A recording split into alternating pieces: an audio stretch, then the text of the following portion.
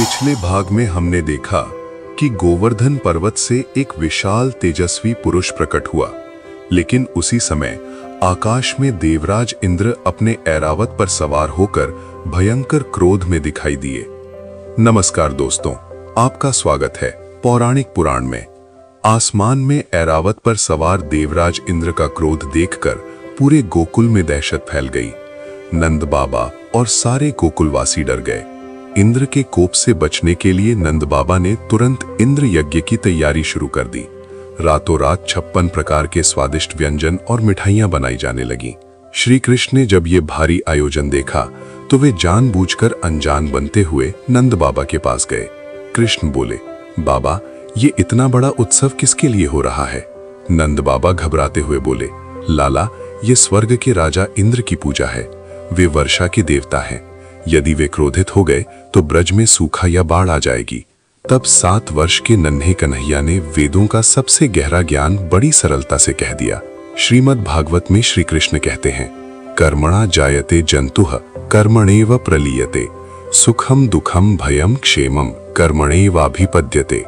हे बाबा, जीव अपने कर्मों से ही जन्म लेता है और कर्मों से ही नष्ट होता है। सुख, दुख और भय सब कर्मों का फल है।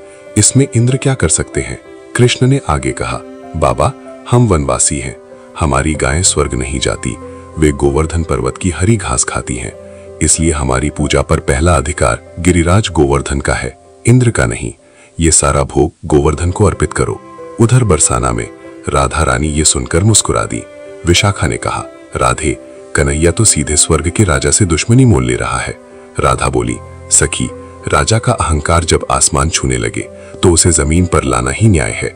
मेरे गोविंद ने आज देवराज को कर्म का पाठ पढ़ा दिया है। ब्रजवासियों ने कृष्ण की बात मान ली। सारा 56 भोग गोवर्धन पर्वत की तलहटी में सजा दिया गया। लेकिन तभी एक महा आश्चर्य हुआ। जिस पर्वत को सब जड़ या पत्थर समझते थे, उस गोवर्धन पर्वत ने अचानक एक विशालकाय मुख धारण कर लिया। श्रीमद् भागवत के अनुसार गिरिराज ने कहा, मैं खाऊंगा। और देखते ही देखते वे अपने विशाल हाथों से सारा भोग खाने लगे। खाते खाते उन्होंने एक जोरदार डकार भी ली। ये दृश्य देखकर आकाश में इंद्र का अहंकार ज्वालामुखी की तरह फट पड़ा। इंद्र दहाड़ते हुए बोले, एक ग्वाले के कहने पर मेरी पूजा रोक दी और इस पत्थर को खिला रहे हो। क्रोध में अंधे होकर इंद्र ने प्रलयकारी सांवर्तक बादलों को आदेश दे दिया, जाओ, मूसलाधार बारिश और तूफानों से इस पूरे वृंदावन को नक्शे से मिटा दो। एक भी प्राणी जीवित नहीं बचना चाहिए। अब ब्रजवासियों को इस महाप्रलय से कौन बचाएगा? जब सांवर्तक बादल गोकुल पर कहर बनकर टूटेंगे तो 7 साल का कन्हैया क्या करेगा? अपनी राय हमें नीचे कमेंट्स में जरूर बताएं और पौराणिक पुराण चैनल को सब्सक्राइब करना ना भूलें।